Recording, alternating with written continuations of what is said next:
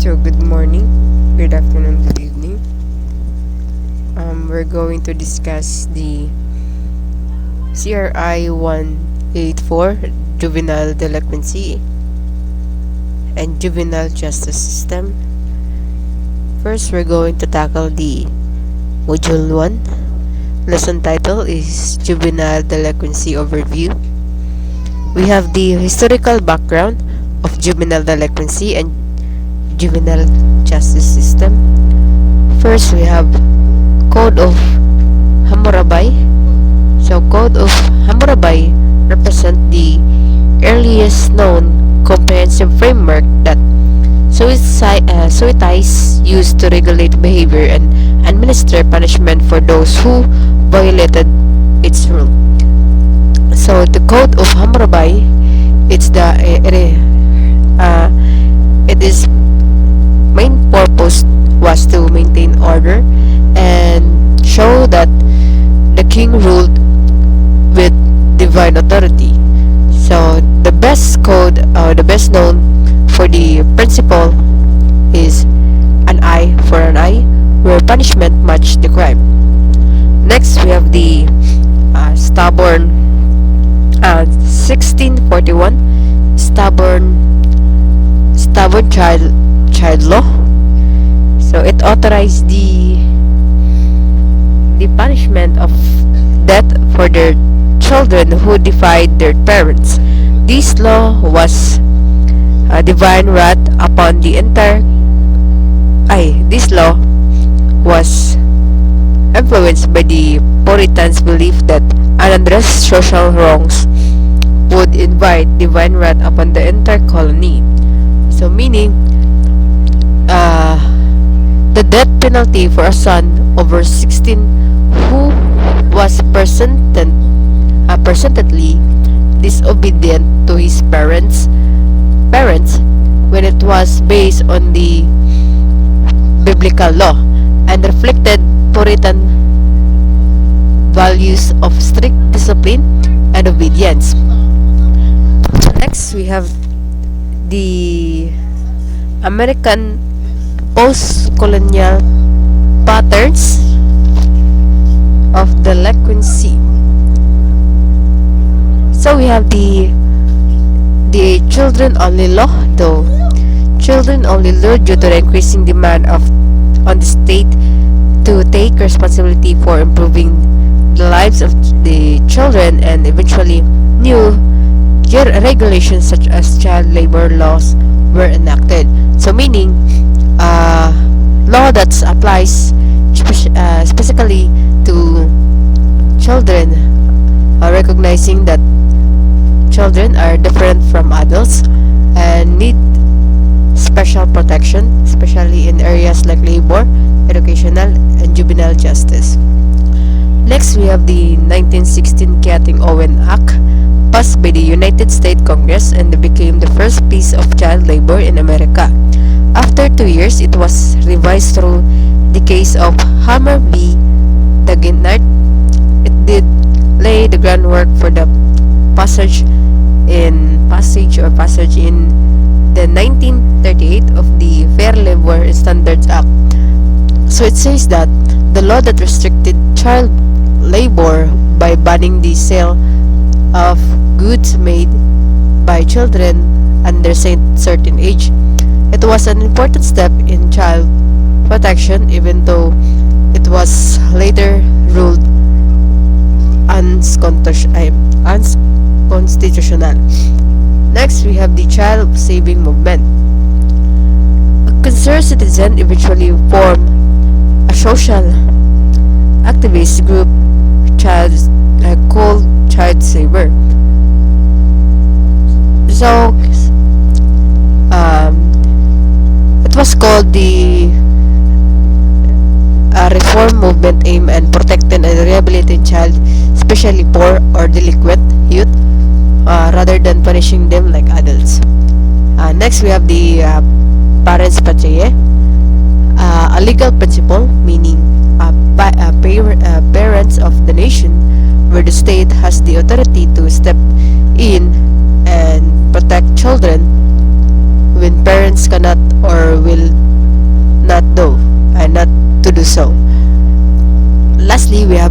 models. So medical models is an approach that views juvenile misbehavior as a condition to be treated, or focusing rehabilitation and treatment rather than punishment.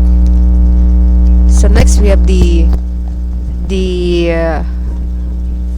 three factors, the house of correction for juvenile delinquency. We have Brideswell.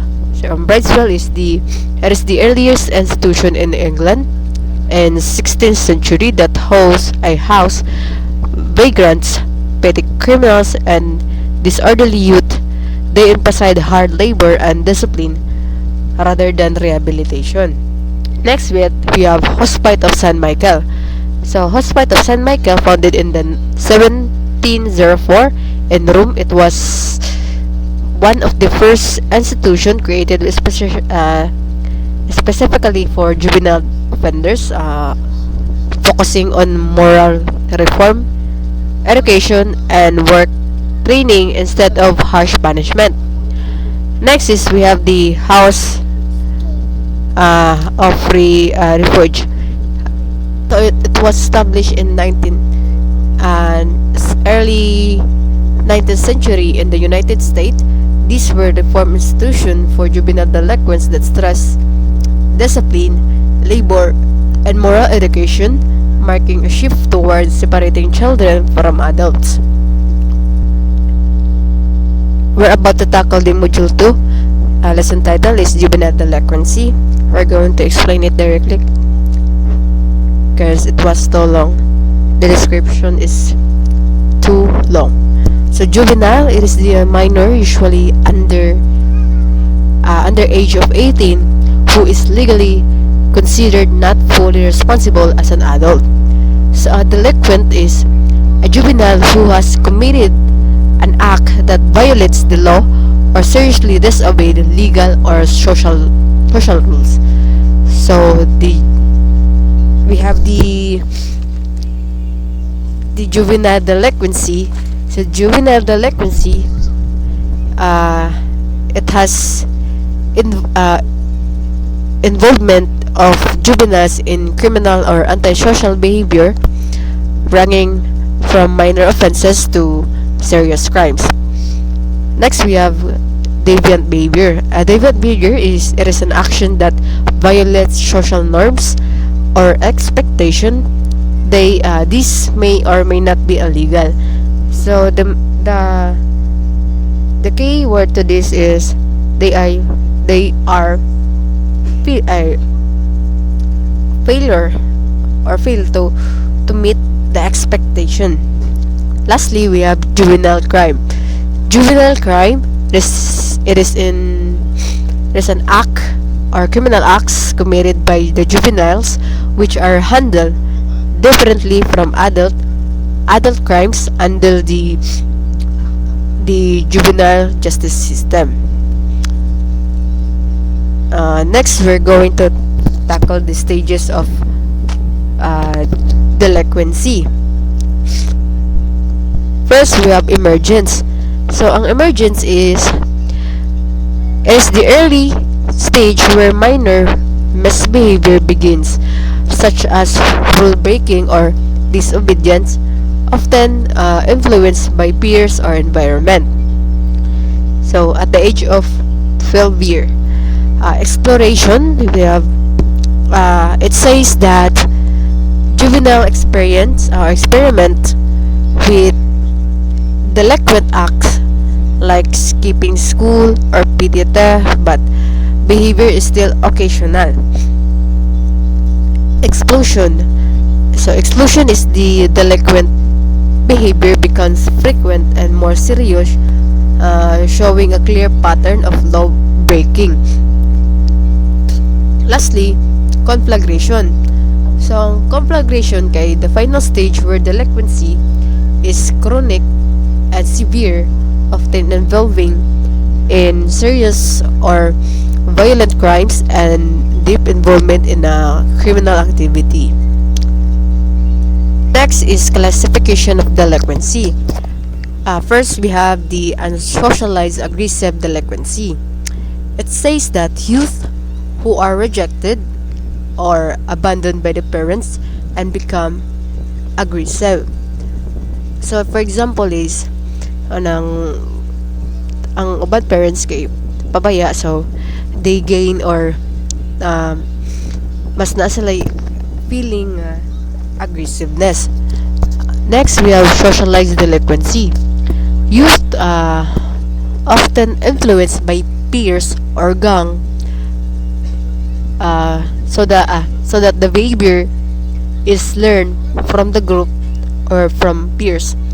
So meaning that kasagaran sa itong mga misbehavior kay nagagikan sa grupo or sa itong mga barkada. Lastly, we have over-inhibited delinquency.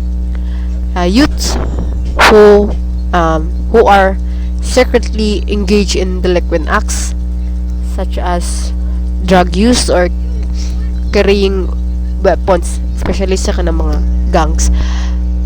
Next, we have the path to delinquency. Authority conflict pathway. So it begins with stubborn behavior, leading to the defiance and later delinquency. So meron siya ganun from the word conflict. Next, we have covered pathway. It starts with minor hidden acts like lying or sekreto nga pangawat and progresses to serious property crimes. So overt pathway, it begins with minor aggression and escalated to violence. Next, we have the types of delinquent youth. So we have socialized delinquents. It influenced by peers or gangs. So nakamix lang ni siya. Emotionally, maladjusted delinquents often behave linked to emotional problems. So psychiatric delinquents, it is the delinquents caused by mental disorder. Next is occasional delinquents, often due to peer pressure. Next is the gang delinquents. Mostly it is they commit the most serious crime. So last, we have the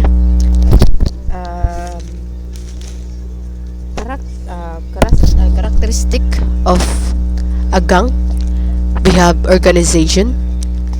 This state that gang or gang member has collective goals.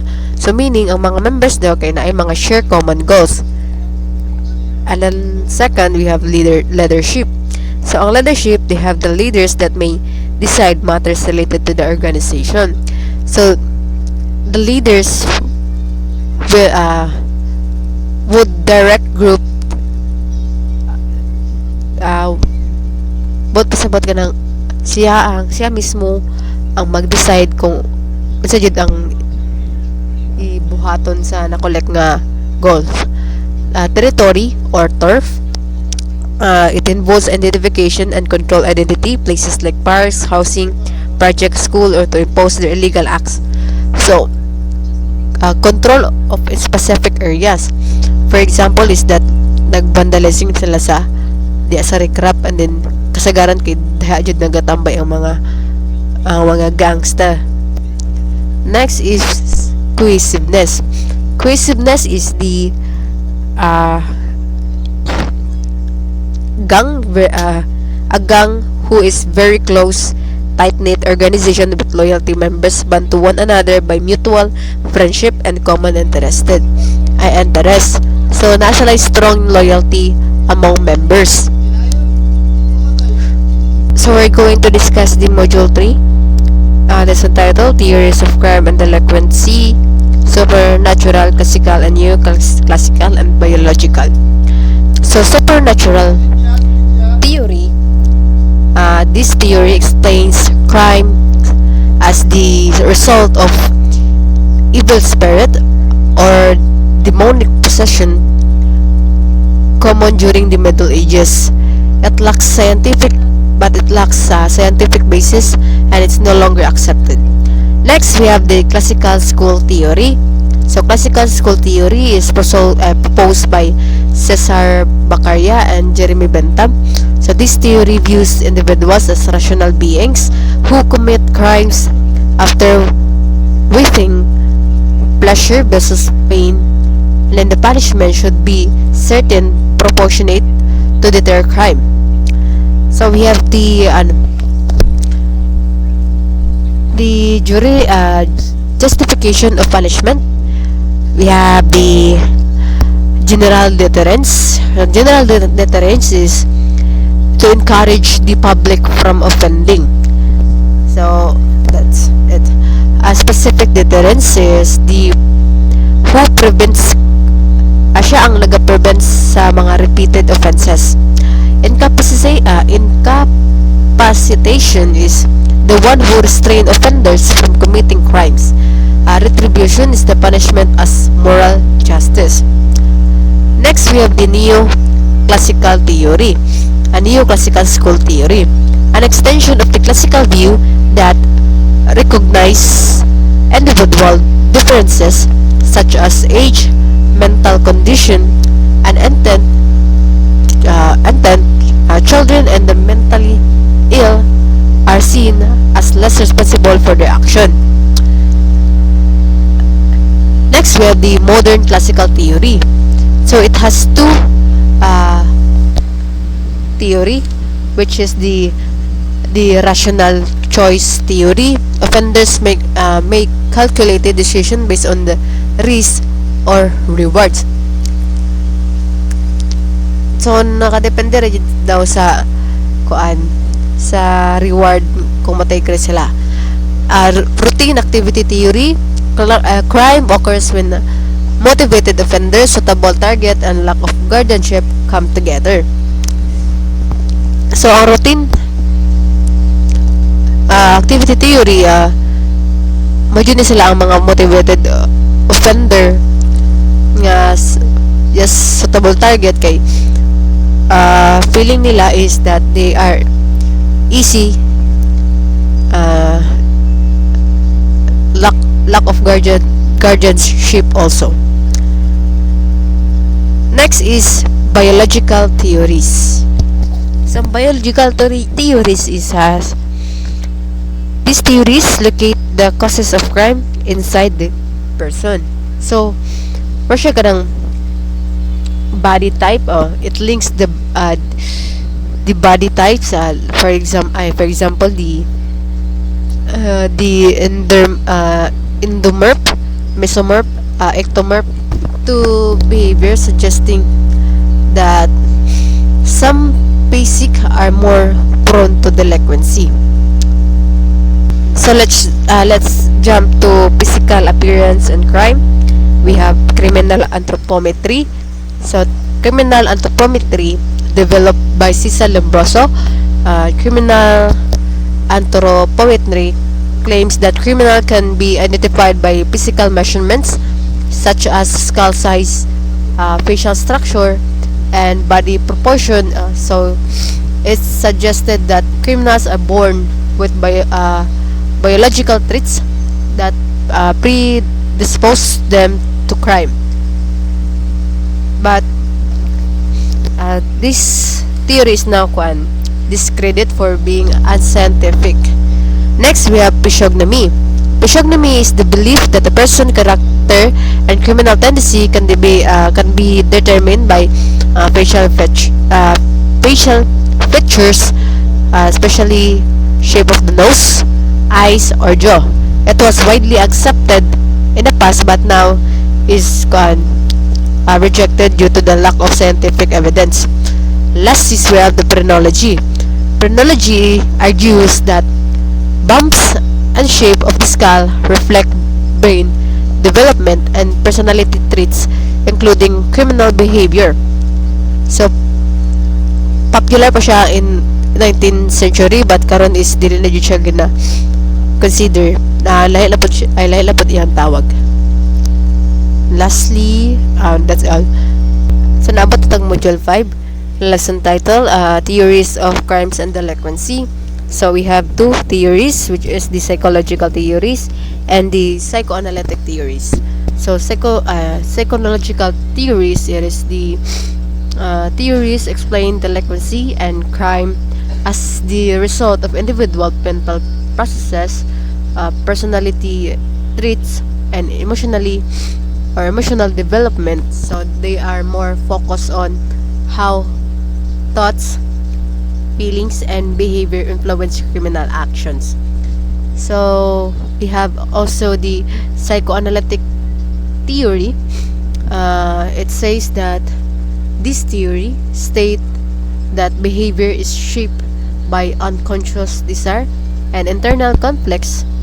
Like when crime occurs, a person feels or fail to properly control these inner impulses.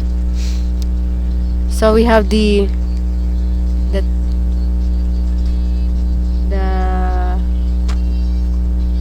Sigmund Freud, who believed that personality consists of these three, which is the id, ego, and superego. So the id is the instinctive part of the personality. It seeks immediately pleasure and satisfaction of desire without considering the rules of or consequence. So kani si id kay very demanding yun siya. And pangalawa, the ego is the rational part that balances the demands of the id with reality. It helps individual makes reasonable and socially acceptable decision. So si ego kay mo ni siya ang tig follow o tig dawat sa mga opinion or mga demand ni id. Superego represent the moral. So morals is konsensya sa pagpang-konsensya, values, and the concise learn from society and parents. It guides behavior by distinguish right from wrong. So superego is Russia kanang Russia God voice nga mo storya kang ego nga na dili idiman ang sa gusto ni ed kay it was wrong and shin. So superego can define what is right from wrong. That's it. Module 6, lesson title is female delinquency theories. Biological and psychological theories, we have Lombroso and Ferrero, atavistic girl. So in summary, they believe delinquent girls were biologically inferior or primitive, showing physical traits that made them prone to crime. Then female criminals were seen as abnormal. So wala sa sakto pangutok ang mga babae. And next we have the Freud inferior girl. So Freud argued that girls were more delinquent due to psychological inferiority and weaker moral development. So crime resulted from emotional and unconscious conflicts, but this theory is widely criticized today. Thomas, an unadjusted girl. So William Thomas believed that delinquent girls were socially unadjusted, often to reacting to problems in family and social rules rather than being inherently criminals. Next, we have the Pollack's deceitful girls. So Pollack argued that women commit as much as men but are more deceitful hiding offenses, and receiving leniency from the justice system. So this theory is considered biased and unsupported. So Marxist feminist theory. These theories argue that female is linked to economic inequality, capitalism, and which limit women's opportunity and increase exploitation.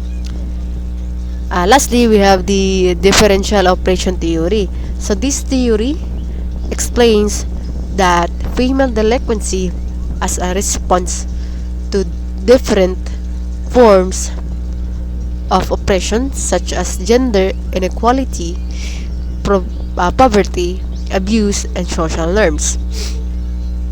That's it. In Module 7, we're going to tackle the factors and causes of juvenile delinquency. So, lesson title, Factors and Causes of Juvenile Delinquency. We have family factors. So, si family factors daw, if you have poor parenting or lack of supervision, especially broken families, or you're being abused, and family conflict can lead to juveniles to delinquent behavior. So, next, peer influence. So, si peer influence daw kay mo na siya ang nag-associate sa mga delinquents with peers to encourage them to imitate or pressure and acceptance of crime as normal behavior. For example is that imo siyang gisuon kay you will pagtuon nimo is that okay raman day nga kuan buhaton nabuhat ni nang why not buhaton pud nimo. So third, we have the social economic factors. So social economic factors kani ang pinaka hanang common pod. So poverty, unemployment, and lack of opportunity created frustration and may push youth towards delinquency. So from the word lack of opportunities, especially kung mangita ka og job or kana mangita og kwarta, dayon wala kay makita nga kwarta, so they are forced or pushed to commit delinquency. School factors. So school factors, it is especially kanang academic failure ka, truancy, weak school attachment, and negative teacher relationship increase delinquent risk. Meaning na, for example, kanang nabagsak ka and then mahadlok ka nga makabalo mong parents, so but in order to repay them na magkak na lang ka, pero sige na cutting. Last but not the least, the individual factors, which is personality traits, low self-control, mental health issues, and substance abuse affect behavior. So when we say mental health, so nandiyan na sa tong kasagaran sa tong lawas or pangutok. Last, we have community and environmental factors. Pinaka-common ni siya. High crime neighborhoods, lacks of recreational facilities, exposure to violence, and weak community control contribution to delinquency. Especially if naayog ka sa unorganized nga community or barangay, para sa inyo ay sanon na yun na siya.